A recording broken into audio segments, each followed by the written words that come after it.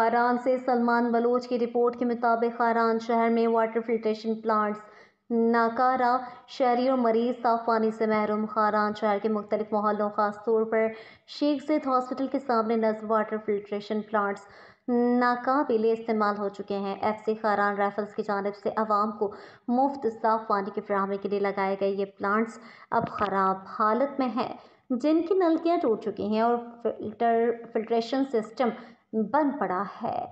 गुर्दे समेत दीगर बीमारियों में मुब्तला मरीज और आम शहरी साफ पानी खरीदने पर मजबूर हैं। खारान का पानी वैसे ही कमज़ोर pH लेवल का हामिल है, जो बीमारियों के लिए ख़तरनाक हो सकता है। शहरियों ने ज़िम्मेदारान से अपील की है कि फौरी तौर पर फिल्ट्रेशन प्लांट्स की मरम्मत की जाए और इन्हें दोबारा फ़ाल बनाकर आवाम को साफ पानी की सहूलत फराहम की जाए।